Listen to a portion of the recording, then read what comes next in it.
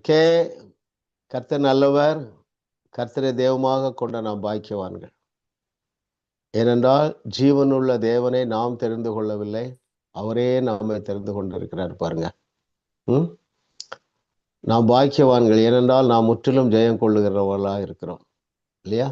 நாம் பாக்கியவான்கள் ஏனென்றால் நம்முடைய தகுதியெல்லாம் நம்முடைய பிரயாசனத்தினால் வரவில்லை, நம்மை தகுதிப்படுத்தும்படியாக இயேசு கிறிஸ்துவே நமக்குள்ள எல்லாவற்றுக்கும் எல்லாமாக மாறியிருக்கிறார். எனவே இந்த வகுப்பும் நமக்கு இன்னும் அவரை குறித்து அறிகிற அறிவிலே நாம் பெருகுவோம் என்பதில் எந்த விதமான சந்தேகமும் இல்லை.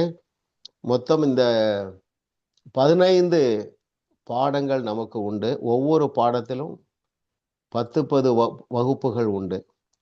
நம்ம இதுவரைக்கு 8 பாடங்கள் அல்லது 8 சப்ஜெக்டை முடிச்சிட்டோம். இப்போ 9வது சப்ஜெக்ட். அது என்னவென்றால்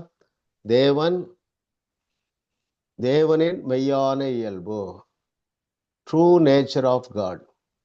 மிக முக்கியமான இந்த பாடத்தை ஆவியானவர் நமக்கு கற்றுத்தருகிறார். அதிலே 7வது வகுப்புக்கு நம்ம வந்திருக்கிறோம். ஸோ இப்பொழுது நாம் நேரடியாக வகுப்புக்கு சென்று விடலாம். Sister brother Philip. Yes brother.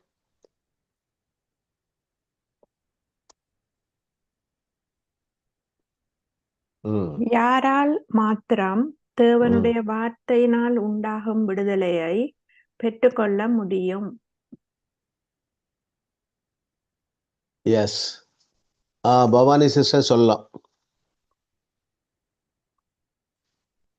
தேவனுடைய வார்த்தையை இருதயத்தில் ஏற்றுக்கொண்டு எங்களுடைய மனதை புதிதாக்குவதன் மூலம் வெரி குட் விடுதலையை பெற்று முடியும். ரைட், சரியான பதில் தான் இல்லையா? முக்கியமான ஒரு காரியம் பாருங்களேன். நான் திரும்ப அதை வாசிட்டு அப்புறம் நம்ம விளக்கம் பார்க்கலாம்.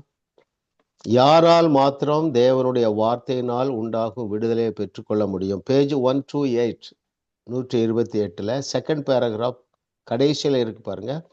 தேவனுடைய வார்த்தையை தங்கள் இருதயத்தில் வாங்கி கொள்ளாதபடியால் தேவ வார்த்தையினால் உண்டாகும் விடுதலையை பெற்றுக்கொள்ளாதவர்கள் அநேகர். நான் அந்த பேராகிராஃப் ஃபுல்லாக வாசிக்கிறேன் பாருங்க. நான் ஊழியம் செய்ய ஆரம்பித்து வெகு காலம் ஆகவில்லை, ஆனாலும் என் இருதயத்தை ஊற்றி போதித்து தேவ வசனத்தை பகிர்ந்து கொண்ட பின்னும் நான் விளக்கிய பிறகு சத்தியத்தை பிடித்து கொண்டு நன்மை பெற்றுக்கொள்ளாமல் மரித்து போன அநேக மக்களின் பெயர்களை என்னால் கூற முடியும். தேவனுடைய வார்த்தையை தங்கள் இருதயத்தில் வாங்கி கொள்ளாதபடியால் தேவ வார்த்தையினால் உண்டாகும் விடுதலையை பெற்றுக்கொள்ளாதவர்கள் அநேகம். சரிங்களா? இதுக்காக நம்ம இப்போ என்ன செய்யணும்? ஜெபிக்கணும். இது எப்படி இருக்கிறது என்றால், அநேகருக்கு சுவிசேஷம் பிரசங்கிக்கப்படுகிறது, ஆனால் ஏற்றுக்கொள்ளுகிறவர்கள் ஒரு சிலர் தான். அந்த ஒரு சின்ன கூட்டத்தில் நம்மையும் தேவன் வைத்திருக்கிறார் பாருங்களா. நாம் கேட்ட பிரசங்கத்தை அநேகர் கேட்டிருப்பார்கள். நாம் என்றைக்கு ரட்சிக்கப்பட்டோமோ அன்றைக்கு கேட்ட பிரசங்கத்தை அநேகர் கேட்டிருந்தாலும் நம்மை போல அவர்களால் வசனத்தை ஏற்றுக்கொள்ள முடியவில்லை. அது ஒரு ஸ்டெப்பு பாருங்களேன். நம்ம ரட்சிக்கப்படும் பொழுது ஏற்றுக்கொண்டோம், ஆனால் திரும்ப என்ன ஆயிட்டோம்? ட்ரெடிஷன்ல போய் மாட்டிக்கிட்டோம். இப்போ திரும்ப நமக்குள்ள ஒரு ரிவைவல் வந்தது பாருங்களேன். ஒரு மறுபடியும் பிறக்கிற அனுபவம் வந்தது. அப்போ என்ன ஆயிற்று? தேவனுடைய வார்த்தையை நம்முடைய இருதயத்துல வாங்கி கொள்ள ஆரம்பித்தோம். இப்போ உதாரணத்துக்கு நம்ம அடிக்கடி தியானிக்கிறது தான், நம்முடைய ஆவி மனுஷனிலே நாம் அதாவது நீதிமானாக இருக்கிறோம், பரிசுத்தமாக இருக்கிறோம், பரிபூர்ணமாக இருக்கிறோம், முற்றும் ஜெயம் கொள்ளுகிறவர்களாக இருக்கிறோம் என்பதை எல்லாராலும் ஏற்றுக்கொள்ள முடியவில்லை. சரிங்களா? ஆகவே தேவனுடைய வார்த்தையினால் உண்டாகும் விடுதலையை அவர்களால் பெற்றுக்கொள்ள முடியவில்லை. நாமும் முற்றிலும் தேறிவிட்டோம் என்று ஒருவரும் சொல்ல முடியாது. முற்றிலும் தேறினவர்களாக இருப்போம் என்றால் எப்படி இருப்போம்னா, பவுலை போல இருப்போம், இயேசு கிறிஸ்துவை போல இருப்போம், தெபோராளை போல இருப்போம், கேத்தரின் குல்மேனை போல இருப்போம். சரிங்களா? நம்மளும் இன்னும் வளர்ந்து கொண்டே இருக்கிறோம். ஓகே, தேவனுடைய வார்த்தையை தங்கள் இருதயத்தில் வாங்கி கொள்ளாதவர்கள், வாங்கி கொள்ளுகிறவர்கள். நமக்கு இந்த ஆன்சர் புரியுது பாருங்க, அநேகருக்கு இது புரியாது. நான் கேட்காத பிரசங்கமா, எனக்கு தெரியாத சத்தியமா என்று நினைப்பார்கள். தேங்க் காட், கர்த்தர் நமக்கு பிரகாசமுள்ள மனக்கண்களை கொடுத்தருளினார். இப்பொழுது நாம் இரண்டாவது கேள்விக்கு செல்லலாம்.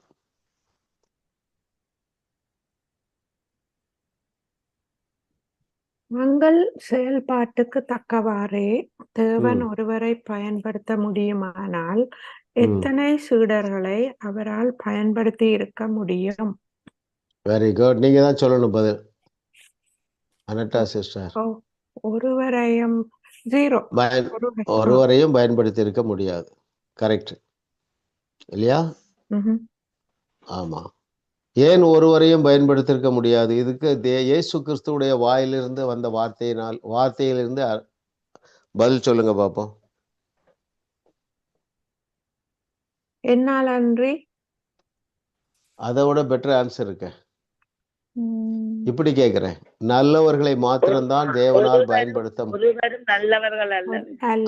நல்லவர்கள் ஒருவரும் அல்லவென்று இயேசு சொன்னார் பாருங்க. சரிங்களா? ஆமா. ஆனா பொதுவா பலவீனமானவர்கள், தள்ளப்பட்டவர்கள், ஒதுக்கப்பட்டவர்களைத்தான் தேவன் பயன்படுத்துகிறார். அது அவருடைய மெய்யான இயல்பு. சரிங்களா? அதை வாசித்துருவோம். பேஜ் 130 டாப் பேராகிராஃப் வாசிங்க அனட்டா சிஸ்டர். 130 top paragraph.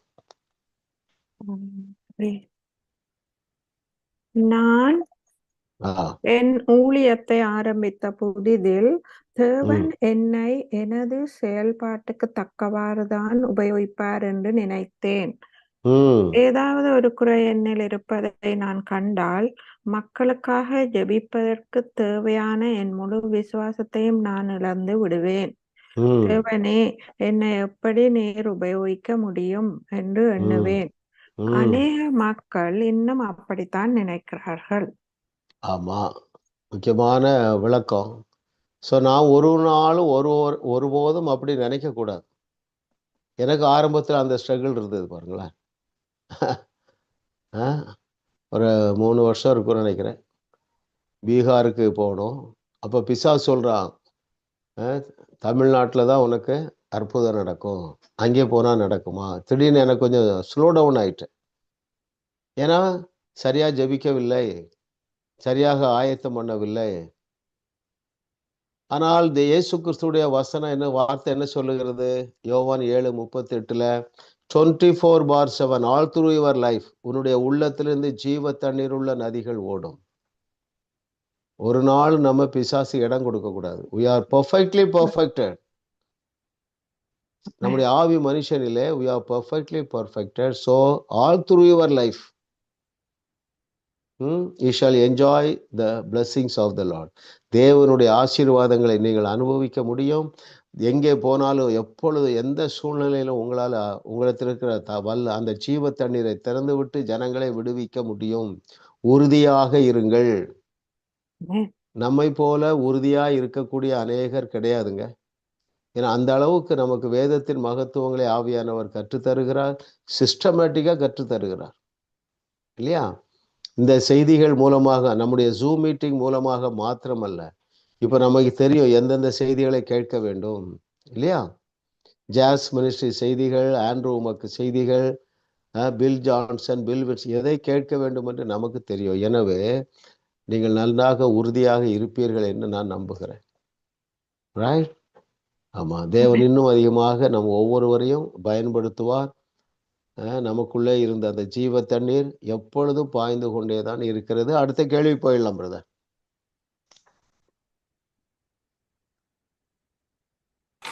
எப்பொழுது ஒரு தேவ பிள்ளை தோல்வி அடைய ஆரம்பிக்கிறான்?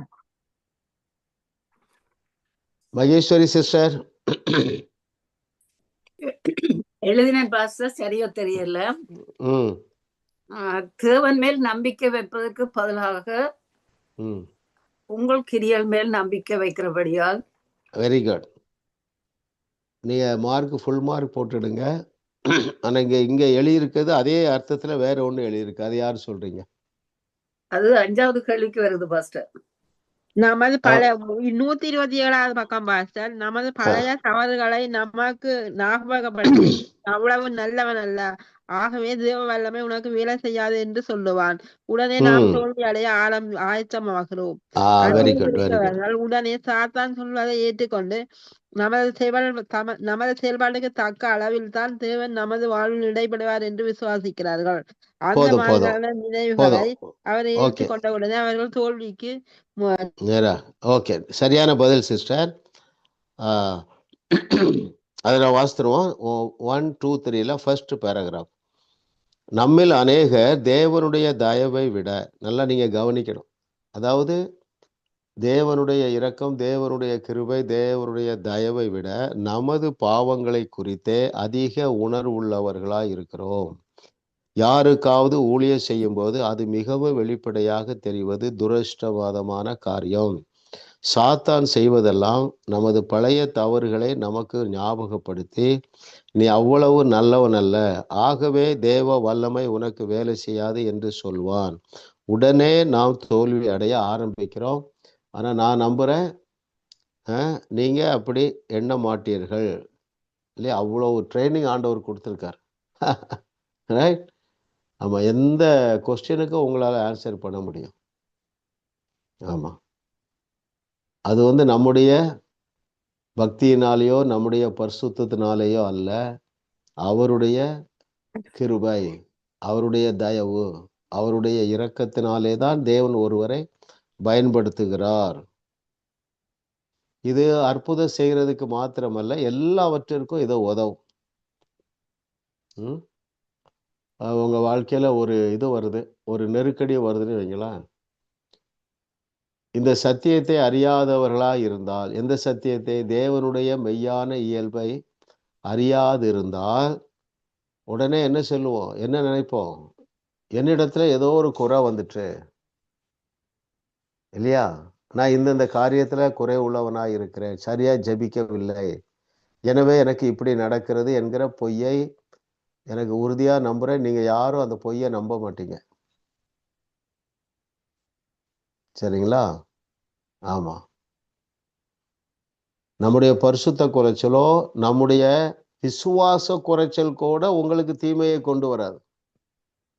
நல்லா தெரிஞ்சுக்கிடுங்க. விசுவாசம் இருந்தால் அந்த சூழ்நிலையில நீங்க சமாதானமா இருப்பீங்க, சரிங்களா? ஆமா, ஏதோ ஒரு சிக்னஸ் வந்துட்டு வைங்களேன், உங்களுக்கோ பிள்ளைகளுக்கோ யாருக்கோ குடும்பத்தில் யாருக்கோ சிக்னஸ் வந்தா, ஐயோ நாங்க ஏதோ ஒன்று தப்பு பண்ணிட்டோம், நாங்க சரியா ஜெபிக்கல, ஆகையினால்தான் இந்த வியாதி என்று அந்த தவறான எண்ணத்திலிருந்து எல்லாரும் வெளியே வந்துட்டீங்களா? இல்லை, இன்னும் அப்படித்தான் நினைக்கிறோமா? நான் என் ஜெபத்தை கூட்டுனா எனக்கு இந்த வியாதி வந்திருக்காது இல்லை, இப்போ நீங்க அப்படி நினைக்க மாட்டீங்க. அப்படி நினைத்தால் நீங்கள் தோல்வி அடைய ஆரம்பிக்கிறீர்கள். Very good.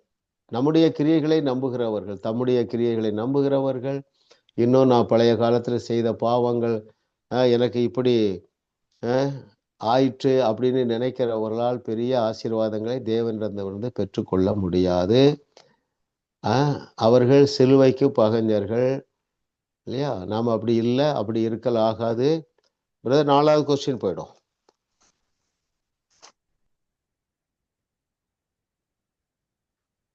எப்பொழுதை விட எதை மாற்றிக் கொண்ட பிறகு அநேக அற்புதங்களை நாம் காண முடியும்?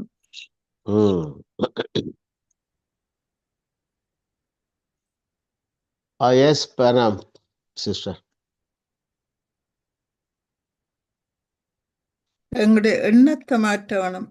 எங்களுடைய பரிசுத்தம், அதற்கேற்றபடிதான் அற்புதங்கள் நடக்கிறது என்ற எண்ணத்தை மாற்ற வேண்டும்.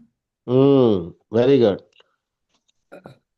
Very good. எந்த பகுதியிலிருந்து நீங்க எடுத்தீங்க அந்த ஆன்சர்? 132 பாஸ்டர். Very good. கடைசி பேராகிராஃப். கடைசி பேராகிராஃப். ஓகே, கரெக்ட் தான். நான் அதை சம்பாதிக்க முயற்சி செய்த பொழுது, எதை? நான் நீதியை சம்பாதிக்க முயற்சி செய்த போது நான் கண்டதை விட எனது எண்ணத்தை மாற்றி கொண்ட பின் மிக அதிகமாக தேவனுடைய வல்லமையினால் உண்டாகும் அற்புத அடையாளங்களை நான் கண்டிருக்கிறேன்.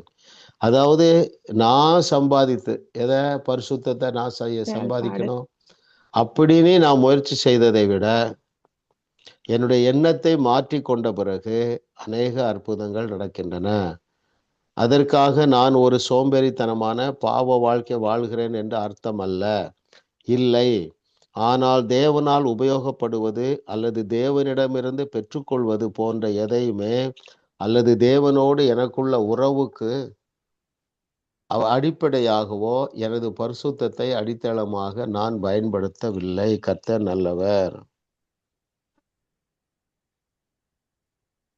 என்னுடைய தகுதி என்னுடைய கிரியைகளினால் அல்ல, ஆனால் விசுவாசத்தினாலே தான் என்னை அறிந்து கொள்ளும் பொழுது நீ என்ன செய்ய முடியும்?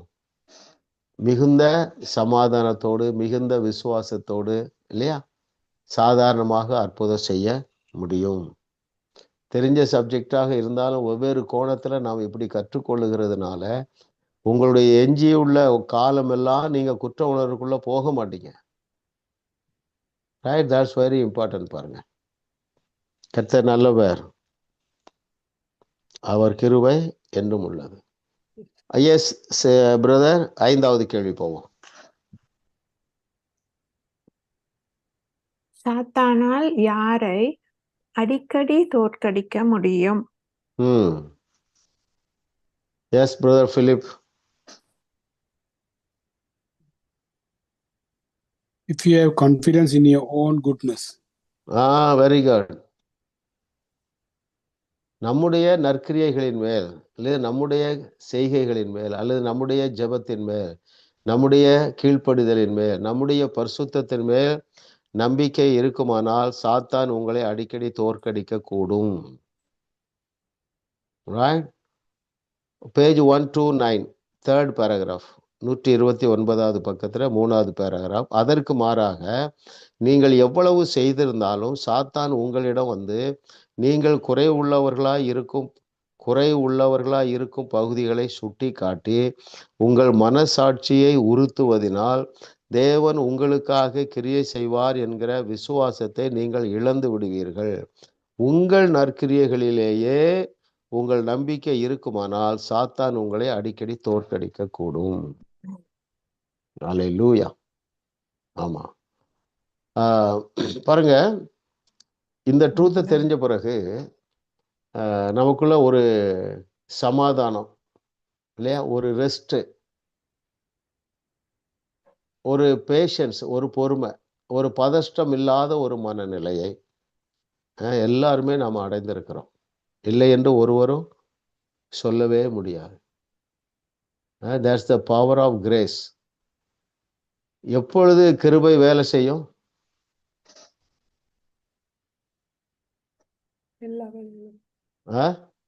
யாருனாலும் பதில் சொல்லலாம். ஆரம்பத்துல நம்ம அதை பார்த்துருக்கிறோம். யாருக்கு கிருபை வேலை செய்யும்? வேத வசனத்தை வசனத்தின்படி அறியும் போது. வேற விசுவாசிக்கிறது. ஓகே, இல்ல இன்னும் கரெக்டான பதில் வரல. கிருபையை சத்தியத்தின்படி அறிந்து கொள்ளுகிறவர்கள். கிருபையை சத்தியத்தின்படி அறிந்து கொள்ளுகிறவர்கள். ஓகே, கரெக்டான பதில். தேவ கிருபையை சத்தியத்தின்படி அறிந்து கொண்டால் வேலை செய்யுது. நீங்க சத்தியத்தின்படி அறிகிறதுனால வேலை செய்யுது. என்ன செய்யுது? உங்களுக்குள்ள ஒரு தைரியத்தை தந்திருக்கு, விசுவாசத்தை தந்திருக்கு, இளைப்பாறுதல், rest. You are enjoying rest, joy and peace. இப்போ அந்த வசனம் எந்த வசனம் என்பதை நம்ம மறந்து போகக்கூடாது. எந்த வசனம் தேவ கிருபையை சத்தியத்தின்படி அறிந்து கொண்ட நாள் முதல் அது நமக்கு தேவ பலன் தருகிறது என்று எந்த வசனம் சொல்லுகிறது? கொலோசியர் 1:6. மறந்துடாதீங்க, சரிங்களா? யாரும் கேட்டா பவுல் சொல்றாரு பாருங்க, யாரும் கேட்டால் சாந்த குணத்தோடு பதில் சொல்லணும்னு சொல்லியிருக்கிறார். நாம் கொண்டிருக்கிற நம்பிக்கையை பற்றி யாரும் கேட்டா சாந்த குணத்தோடு சொல்லணும். அதுக்கு இது தேவைப்படும். அந்த வசனத்தை யாராவது வாசிங்க. கொலோசையர் 1:6 பின்பகுதி முழுவதுமாக வாசிக்கலாம். நோட் பண்ணிடுங்க. அந்த நம்பரையாவது ஞாபகம் வைத்துக் கொள்ளுங்கள். Yes sister. இந்த நம்பிக்கையை குறித்து நீங்கள் முன்னமே சத்திய வசனமாகிய சுவிசேஷத்தினாலே கேள்விப்பட்டீர்கள். அந்த சுவிசேஷம் உலகமெங்கும் பரம்பி பலன் தருகிறது போல உங்களிடத்திலும் வந்து நீங்கள் அதை கேட்டு தேவ கிருபையை சத்தியத்தின்படி அறிந்து கொண்ட நாள் முதல் அது உங்களுக்குள்ளும் பலன் தருகிறதா இருக்கிறது. ஆமென். Very good. ஆமென். இன்னும் நம்ம அறிய அறிய அறிய இன்னும் பலன் தருது இல்லையா? கர்த்தர் நல்லவர் பாருங்க. அவர் கிருபை என்றும் உள்ளது. கிருபையும் சத்தியமும் நிறைந்தவராய் வந்தார் இயேசு கிறிஸ்து. அந்த சத்தியபரனாகிய இயேசு கிறிஸ்துவை அறிந்து கொள்ள அந்த கிருபையை நாம் அறிந்து கொள்ள மேலும் மேலும் நாம் என்ன செய்யறோம்? ஆசீர்வாதங்களை சுதந்திரிக்கிறோம். பிரதான ஆசீர்வாதம் சமாதானம், தைரியம், ஒரு ரெஸ்ட். ஏன்னா எதனால ரெஸ்ட் உங்களுக்கு எல்லாம் கூடி இருக்குன்னா, யாரை தேவன் பூரண சமாதானத்தோடு காத்து கொள்ளுவார்? உறுதியாய் பற்றி கொண்ட மனதை உடையவன். அவரை உறுதியாய் பற்றி கொண்ட மனதை உடையவன், அவரையே நம்பி இருக்கிறபடியினால் இது நம்ம ரெஸ்பான்சிபிலிட்டி. உறுதியாய் பற்றி கொள்ளுகிறது. அதற்கு இந்த நாலேஜ் வேலை செய்யுது. என் தேவர் என்னை கைவிட மாட்டாரு, என் பிள்ளைய கைவிட மாட்டாரு. ரைட்? அப்போ அந்த பூரண சமாதானத்தை தர்றது அவர். அதுதான் லா. அது அப்படிதான் ஃபங்க்ஷன் ஆகும். ரைட்? அது எந்த வசனம் பைபிள்ல திறந்து பார்த்துருவோம்.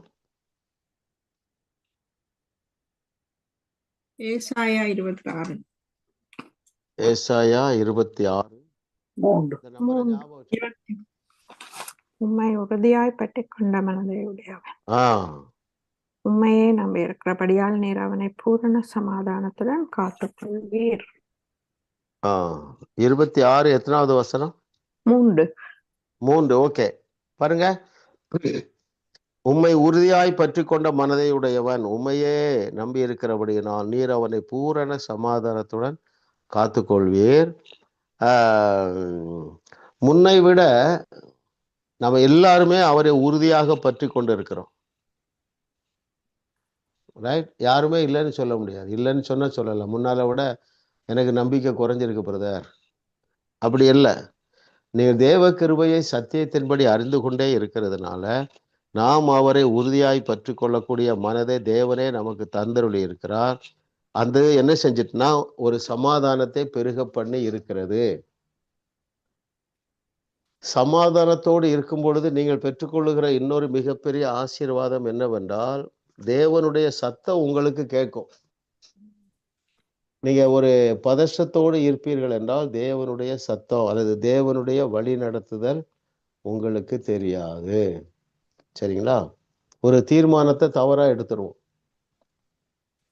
இப்ப நம்ம ரெஸ்ட்ல இருந்து தீர்மானம் எடுக்கிறதுனால நீங்கள் செய்வது எல்லாம் வாய்க்கும். அல்லேலூயா. ரைட்? ஒரு பதஷ்டம், ஒரு டென்ஷன், ஒரு கவலை, ஒரு சோர்வு, ஒரு ஆங்ஸைட்டியில் இருக்கும் பொழுது தேவனுடைய நடத்துதல் தெரியாது, கைடன்ஸ் தெரியாது. முன்னால விட அதிக காரியங்கள் உங்களுக்கு இப்பொழுது கைகூடி வரும். ஏனென்றால் அந்த மன அமைதியோடு நம்ம ஒரு தீர்மானம் எடுக்கும் பொழுது தேவன் காரியங்களை கைகூடி வர பண்ணுகிறார். உங்களுக்கு இன்னொரு நியூஸ் சொல்றேன். குட் நியூஸ் என்னன்னா, அதே நேரத்தில் பொதுவாக ஆண்டவர் நம்ம எலிவேட் பண்ணும் பொழுது வைங்களேன், அடுத்த லெவலுக்கு நம்ம உயர்த்தும் பொழுது என்ன செய்யுது, ஒரு ப்ராசஸ்ல போறோம். இப்படி வைத்துக்கிடுவோமா, நம்ம டேவிட் மிகப்பெரிய திட்டத்தை வச்சிருக்கிறாரு. எந்த திட்டம்? அரசனாக வேண்டும். சரிங்களா? ஆண்டவர் அபிஷேகம் பண்ணிட்டாரு, சாமுவேல் கொண்டு அபிஷேகம் பண்ணினாரு. ஆனா ஒரு பெரிய ப்ராசஸ் வருது, ஒரு சவால் வருது, ஒரு சேலஞ்சு வருது. ரைட்? எதற்கு? நம்முடைய மசில்ஸ் எல்லாத்தையும் ஸ்ட்ரென்தன் பண்ண. அந்த ஒரு ப்ராசஸ்ல போயிட்டு அடுத்த லெவல் உயர்த்தப்படும் பொழுது அது நமக்கு ஒரு பெரிய என்ன செய்யறதுன்னா, அந்த ப்ராசஸ் இருக்கு பாருங்க, அது ஒரு தைரியத்தை தருது, ஒரு கான்ஃபிடன்ஸ் தருது, ஒரு நம்பிக்கையை தருது. ஆமா, தேவன் என்னை உயர்த்தி வச்சிருக்கிறார், என்ன சூழ்நிலை வந்தாலும் நான் அவரை சார்ந்து வெற்றி அடைவேன். இப்போ சிலர் நீங்க இல்லாட்டாலும் உங்க பிள்ளைகள் அப்படிப்பட்ட ப்ராசஸ்ல போகலாம், ஒரு நெருக்கமான பாதையா இருக்கலாம். ஆனால் எல்லாமே எதற்கு ஏதுவாகவே நடந்து கொண்டு இருக்கிறது? சகலமும் நன்மைக்கு ஏதுவாகவே நடந்து கொண்டே இருக்கிறது. சரிங்களா? ஆமா, இதை நீங்க மனசுல வச்சிடுங்க. பொதுவா இதுதான் நடந்திருக்கு. பைபிளை நான் தியானிக்கிறதுனால பார்க்கும் பொழுது, இன்னொரு அடுத்த லெவல் உயர்த்தும் பொழுது அப்படி ஒரு ப்ராசஸ் வருது. இந்த ட்ரூத்தை தெரிந்திருப்பீர்கள் என்றால் அந்த ப்ராசஸையும் லகுவாக கடந்து வருவீர்கள். அதுல ஒரு டென்ஷன் வராது, ஒரு பயம் வராது, ஒரு கவலை வராது. எல்லாம் நன்மைக்கு தான் நடக்கிறது. ஆமென். பைபிள் அப்படித்தான் நடந்திருக்கு. இவருக்கு நிறைய சவாலை சந்திக்கிறான். யாரு? பவுல். அப்ப நிறைய என்ன வருது? வெளிப்பாடு வருது. பெரிய சாதனை. 12 புஸ்தகம் எழுதுறான். எருசலேம் துவக்கி இல்லிரிக்க வரைக்கும் சபைகள் நாட்டுறான். ஆனா எல்லாமே ஒரு ப்ராசஸ் பாருங்க.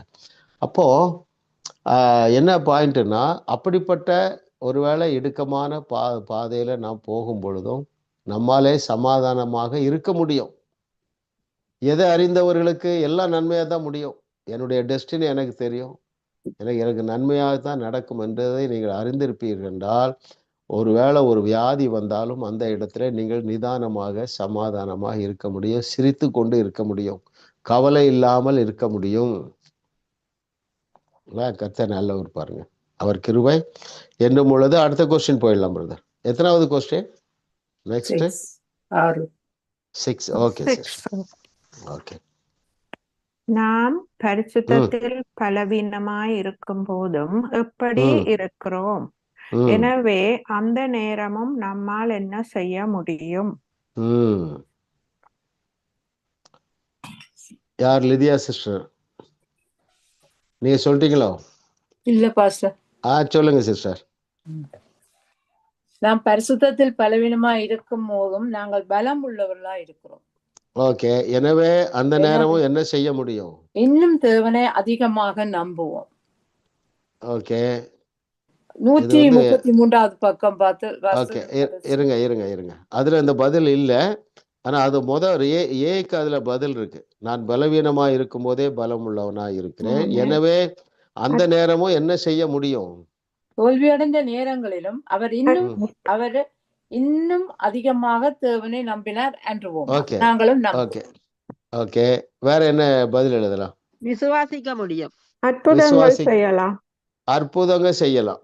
அப்படி நான் நோட் பண்ணியிருக்கேன் இல்லையா? நல்ல ஞாபகம் வச்சுடுங்க.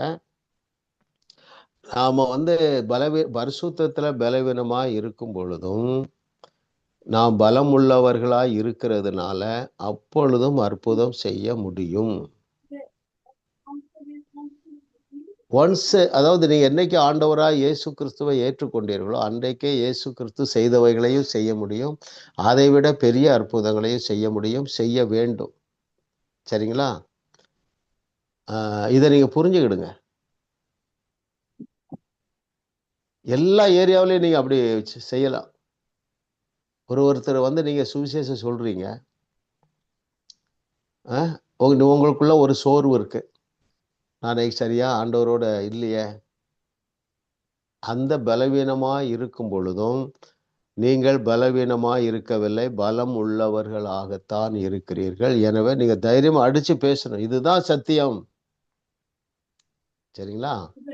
அவிசுவாசத்திற்கு இடம் கொடுத்து விடக்கூடாது, அவன் நம்பிக்கைக்கு இடம் கொடுத்து விடக்கூடாது, குற்ற உணர்வுக்கு இடம் கொடுத்து விட கூடாது. அருமையானவர்களே, அதான் சாத்தியம். ஆமா, உங்களுக்கே தெரியும். எப்பொழுதும் உங்களுக்குள்ள ஒரு இருக்குதா? எந்தூசியாசம். முன்னால விட இப்ப நமக்கு நல்ல வாய்ப்புல இருக்கிறோம். வாரத்திற்கு ஒரு ஜூம் மீட்டிங், நல்ல செய்திகள் யூடியூப்ல இல்ல.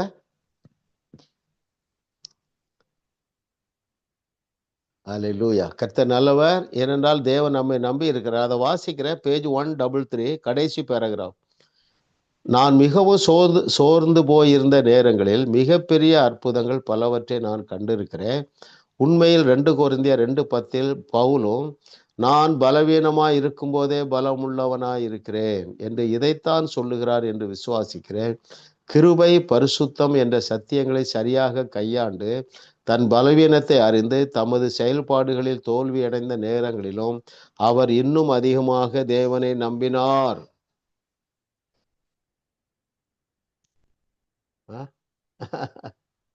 ஸோ நீ இதை எப்படி புரிஞ்சுக்கணும்? ஒரு பேட்டரி உண்டு, எவர் ரெடின்னு ஒரு பேட்டரி உண்டு. அப்படின்னா என்ன அர்த்தம்? எவர் ரெடி என்றால் என்ன பொருள்? எப்பவுமே ரெடியா இருக்கு. எப்பொழுதும் ரெடி தான். வெரி குட் சிஸ்டர்ல. நீங்க என்னைக்கு மறுபடி பிறந்தீங்களோ அன்னையிலிருந்து என்னைக்குமே ரெடி தான். எதுக்கெல்லாம் என்னைக்கும் ரெடி? சோர்ந்து போய் இருக்கிறவர்களை என்ன செய்ய? உற்சாகப்படுத்த, செத்தவங்களை உயிரோட எழுப்ப, வியாதியஸ்தர்களை சொஸ்தமாக்க, குதூகலமாக வாழ,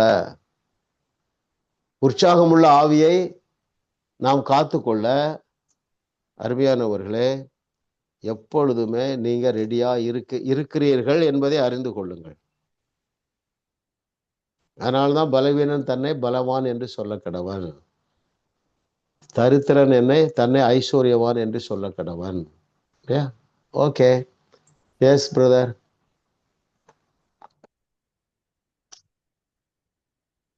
எதுதான் நம்மை விடுதலை ஆக்கும்? எஸ்.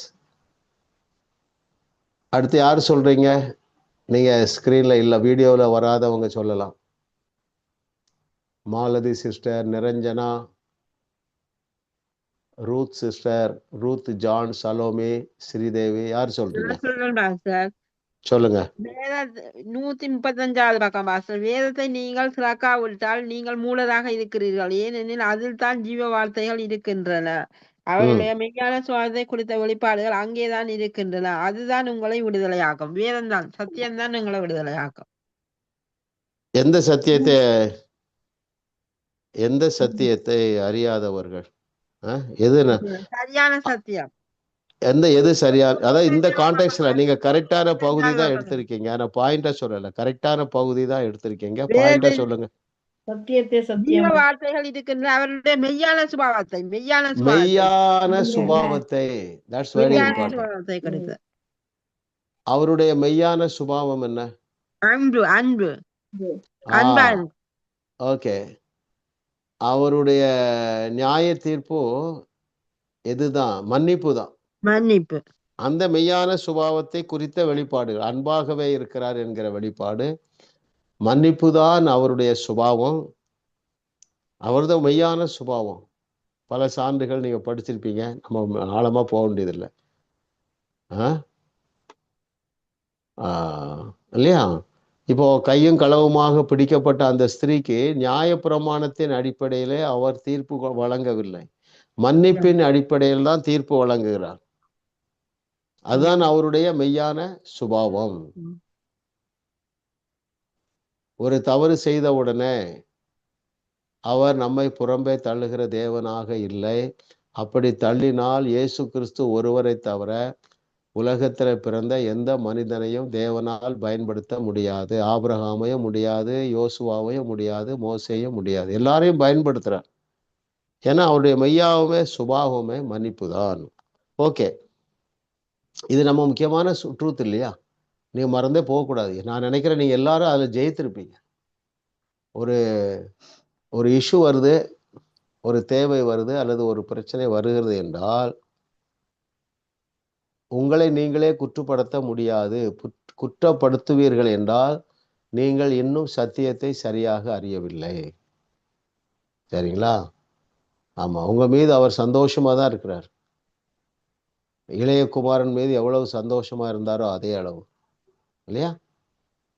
இப்படி சொல்லலாம். அந்த தவறான வழியிலே போய் கையும் களவுமாக பிடிக்கப்பட்ட அந்த ஸ்திரீ மீது எவ்வளவு சந்தோஷமா இருந்தாரோ அந்த சந்தோஷம், அவர் நம்ம மேல வைத்திருக்கிற அன்பை நம்முடைய எந்த கிரியைகளும் மாற்றவே முடியாது.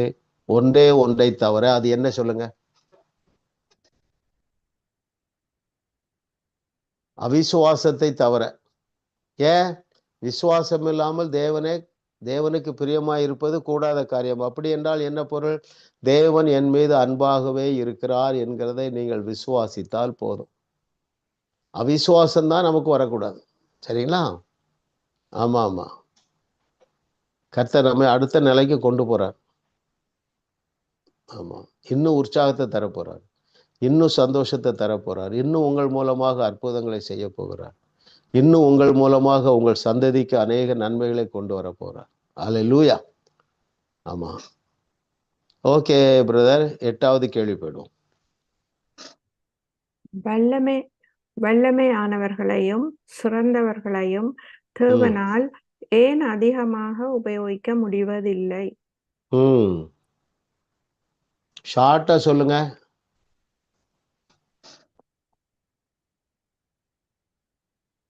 யாருனாலும் சொல்லலாம்.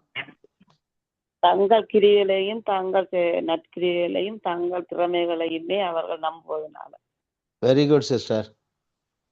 தங்களை தாங்களே நம்புவார்கள். வல்லமையானவர்கள், ரொம்ப சிறந்தவங்க, அறிவாளிகள், இவர்களெல்லாம் தங்களையே நம்புகிறதுனால தேவனால் அவர்களை அதிகமாக உபயோகிக்க முடிவதில்லை.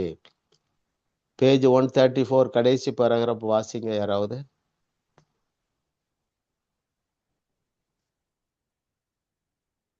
தேவன் வல்லமையானவர்களை அதிகம் உபயோகிக்காததற்கு காரணம் அவர்கள் முதலில் தங்களை நம்புவதை விட்டு வெளியே வர வேண்டி இருக்கிறது. அவர்கள் தங்களை தாங்களே நம்புவார்கள். அநேக யாரையும் நம்ம குறை சொல்லல, பெந்தேகோஸ்தே விசுவாசிகளுக்கு இந்த பிரச்சனை இருக்கு. எங்களுக்கு எல்லாம் தெரியும் என்கிற மனநிலை. பல ஆண்டுகள் சர்ச்சுக்கு போயிருப்பாங்க. அப்ப அவங்களுக்குள்ள என்ன வந்துடுதுன்னா தங்களையே நம்ப ஆரம்பிச்சிடுறாங்க. எனவே தேவனால் அவர்களை அதிகமாக எடுத்து பயன்படுத்த முடியவில்லை. அதே நேரத்தில் பாருங்களேன், ஒழுங்கினமானவர்கள், தள்ளப்பட்டவர்கள், இழிவாக எண்ணப்பட்டவர்களை தேவன் எடுத்து பயன்படுத்தும் பொழுது அவர்கள் தங்களை நம்புவதை விட ஆண்டவரை ரொம்ப நம்புறாங்க. இல்லையா? கர்த்தர் நல்லவர் பாருங்க. அப்போ தங்களை நம்புவதை விட்டு வெளியே வர வேண்டும். தங்களை நம்புவது என்றால் என்ன? என்னுடைய கிரியை, என்னுடைய கீழ்ப்படிதல், என்னுடைய பரிசுத்தம், என்னுடைய தகுதி, அதை நம்புவதை விட கிருபையை நம்புகிறவர்கள். தேவன் என்னை இலவசமாக தகுதிப்படுத்தி இருக்கிறார், அது என்னால் உண்டானதல்ல, அது அவருடைய ஈவு. ஆமா, நல்லா தெரிந்து கொள்ளுங்கள். எப்படி நாம் இலவசமாக ரட்சிப்பை பெற்றோமோ நம்முடைய வாழ்க்கையில கடைசி மூச்சு வரை எல்லாவற்றையும் அப்படிதான் பெற்றுக்கொள்ள வேண்டும். கிருபையினாலே விசுவாசத்தை கொண்டு ரட்சிக்கப்பட்டோம். விசுவாசத்தினால் வராத யாவும் பாவம். நம்ம ரட்சிக்கப்பட்டு ஒரு சபைக்கு போக ஆரம்பிக்கிறோம். அவங்க நிறைய கண்டிஷன் சொல்லிடுறாங்க. இதெல்லாம் செய்தாதான் தேவனால் உங்களை நேசிக்க முடியும். நாமளும் அதை நம்பிட்டோம். ஆனால் எப்படி அந்த சால்வேஷனை, அந்த ஃபர்கிவ்னஸ் ஆஃப் சின்னை இலவசமாக பெற்றோமோ அதே போல நம்முடைய கடைசி மூச்சு வரைக்கும் எல்லாவற்றையும் விசுவாசத்தினாலே தான் நாம் பெற்றுக்கொள்ள வேண்டும், பெற்றுக்கொள்ள முடியும் என்று தேவன் வடிவமைத்திருக்கிறார். அது ஒரு லா.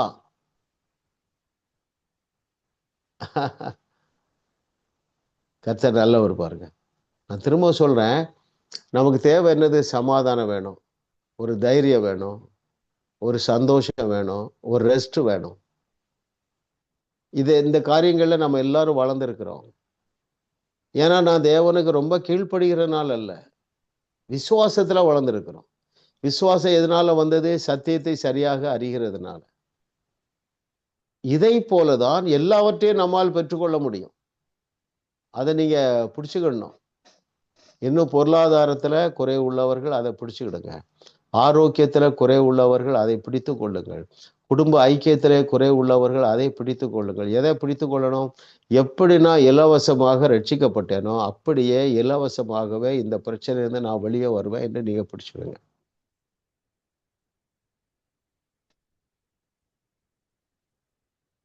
அப்படி அதுக்கு என்ன தேவை? கிருபையினாலே விசுவாசத்தை கொண்டு ரட்சிக்கப்பட்டோம்.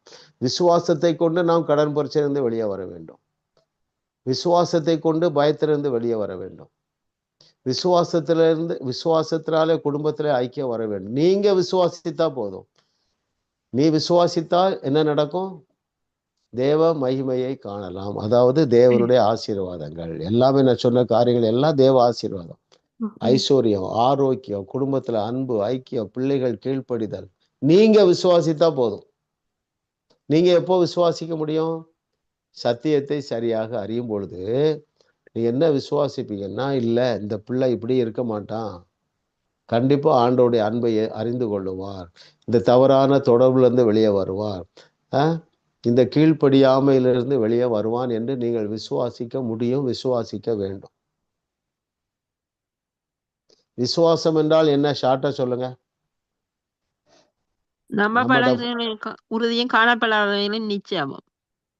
கரெக்டா சொல்றீங்க. நம்ம கொடுத்திருக்க டெஃபினிஷன் என்ன? நம்ப முடியாததை நம்ப முடியாத சூழ்நிலையிலே நம்புவது.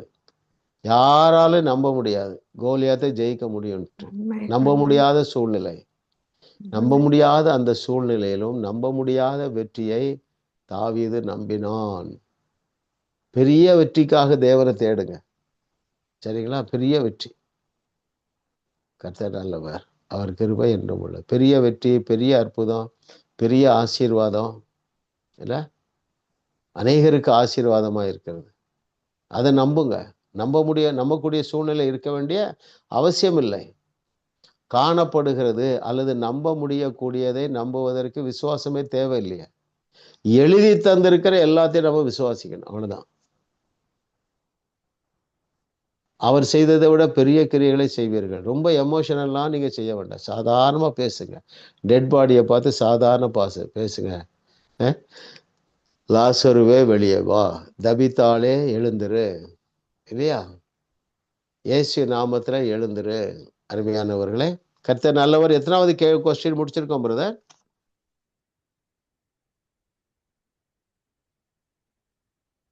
எட்டு முடிச்சிட்டோமா? Okay okay, 9, question number 9. Yes, thank you brother. எதற்காக ஆலயத்துக்கு செல்ல வேண்டும்?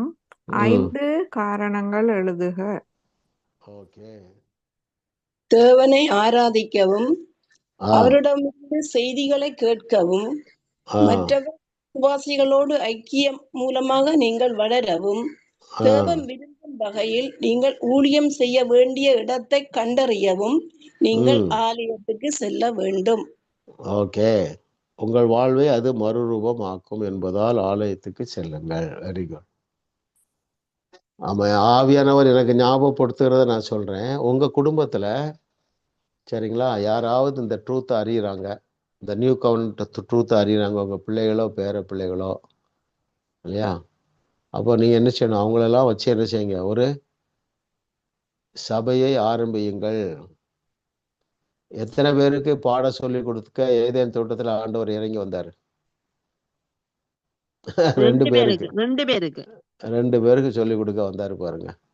இயேசு கிறிஸ்து எத்தனை பேருக்கு சொல்லி கொடுக்க வந்தாரு? 12 பேர் உள்ள ஒரு சபையை 3.5 வருஷம் இயேசு கிறிஸ்து நடத்தினாரு பாருங்க, இல்லையா? அதனால அருமையானவர்களே, நீங்கள் எல்லாருமே உங்க சந்ததியை அப்படி ஆசீர்வதியுங்கள். ஆமா, சபைன்னு சொன்னா அது பெருசா தெரியும், சும்மா ஒரு பிரேசல் ஆரம்பிப்பா, இல்லையா? ஆமா, கர்த்தர் நல்லவர். யாராவது நீங்க கடைசியில் சாட்சியெல்லாம் சொல்லலாம். நீங்க இந்த வெளிச்சத்துல வந்த பிறகு உங்க கணவனோ மனைவியோ அல்லது பிள்ளைகளோ யாராவது இந்த வெளிச்சத்துல வந்தா நீங்க கடைசியில் சாட்சி சொல்லலாம். இப்பொழுது நம்ம ஓகே, இது எளிதான கேள்வி. நம்ம பொதுவாக இப்படிப்பட்ட கேள்வி கேட்க மாட்டோம், இல்லையா? அதுல இருந்து ஒரு ரெவலேஷன் வரணும். எத்தனை பேர் கவனிச்சு கூட தெரியல. ஒவ்வொரு கேள்வியிலும் ஒவ்வொரு பதிலிலும் ஒரு வெளிப்பாடு நம்ம இருக்கத்தக்கதாக தேவன் நம்மை நடத்தி வருகிறார். அதற்காக தேவனுக்கு நன்றி சொல்லுவோம். ஆனாலும் பார்த்தீங்கன்னா, இந்த புதிய உடன்படிக்கையை போதிக்கிற சபைக்கு நீங்க கண்டிப்பா செல்லுங்கள். நீங்க இருக்கிற இடத்துல அப்படி ஒரு சபை இல்லைன்னா என்ன செய்யணும்? நாங்க உருவாக்கணும். அவ்வளவுதான், ரைட்டா? சோர்ந்து போகாதிருங்கள். ஓகே, அதுல என்னெல்லாம் நன்மை போட்டிருக்காரு? வர்ஷிப்பிங் த லார்ட், மெசேஜ் கேட்குறோம். இந்த மற்ற விசுவாசிகளோடு உள்ள ஐக்கியம் ரொம்ப தேவைப்படுத்துருங்க. ஆமா, அதே வேளையில இதை ஏற்றுக்கொள்ளாதவர்களோடு நம்ம துண்டிக்க வேண்டியதில்லை, அவர்களோட ஆர்கியூமெண்ட்டும் பட வேண்டியதில்லை. அதே நேரத்தில் அமைதியாகவும் இருக்கக்கூடாது. நீ என்ன செய்யலாம்? ஆண்ட்ரூவுக்கு மெசேஜை கேளுங்க, பில் ஜான்சனை கேளுங்கன்னு நீங்கள் ஒரு மெசேஜ் எடுத்து அனுப்பலாம் பாருங்க. அவர்களுக்கு ஒரு பெரிய ஆசீர்வாதம் ஆகிடும். ஓகே, அப்புறம் உங்கள் வாழ்வை அது மறுரூபமாக்கும். ஓகே, எஸ் பிரதர், கடைசி கொஸ்டின் போயிடலாம். நான் பெற்றுக்கொண்ட நன்மைகளை யாரால் முன்வந்து சொல்ல முடியாது. இது வரைக்கும் பதில் சொல்லாதவங்க இருந்தால் சொல்லுங்க, இல்லைன்னா எல்லாருமே சொல்லலாம். நீங்க புரிந்து கொண்டதை சொல்ல வேண்டும். நான் சொல்றேன் பிரதர். எஸ் சிஸ்டர், சொல்லுங்க சொல்லுங்க. சாட் சொல்லிக்க சுய உணர்வு அடையக்குள்ள அவங்க நாங்க சொல்லிக்கல மற்றவங்க என்ன நினைப்பாங்க இந்த சாட்சியை பற்றின்னு சொல்லி நினைக்கல அவங்களால சொல்ல முடியாது கத்து செய்த நன்மைகளை. Very good. இன்னொரு விதத்துல சொல்ல போனா அந்த அளவுக்கு நான்லாம் ஒன்றும் பெரிய ஆள் இல்லை இல்லையா? எல்லாமே ஒரு சுய உணர்வு தான். தன்னை பற்றிய ஒரு தன்னை குறைத்து குறைவாக மதிப்பிடுறது, அதுவும் தவறு இல்லையா? யாருமே யாருக்கும் உயர்ந்தவர்களும் கிடையாது, குறைந்தவர்களும் கிடையாது. எல்லாருமே யாராக இருக்கிறோம்? தேவர்களாக இருக்கிறோம். இந்த மாதிரி கேள்வி வந்தவுடனே உடனே சொல்லிடணும், எல்லாருமே தேவர்களாக இருக்கிறோம். யாரும் யாருக்கும் குறைந்தவர்களும் கிடையாது, உயர்ந்தவர்களும். நம்ம எல்லாருமே உயர்வா தான் இருக்கிறோம். பூமியில் உள்ள சகல தேசத்தாரை விட நாம் எல்லாருமே உயர்ந்தவர்களாக இருக்கிறோம். சரிங்களா? ஆமா. ஸோ நீங்க ஊழியம் செய்கிறீர்களோ இல்லையோ, எத்தனை பேர் இந்த உணர்வோடு இருக்கிறீங்க? அதாவது அந்த ஜாய் இருக்கணும், அந்த சாட்டிஸ்ஃபேக்ஷன், அந்த தில்லு, அந்த தைரியம். அதான் காட்ஸ் பிளான்.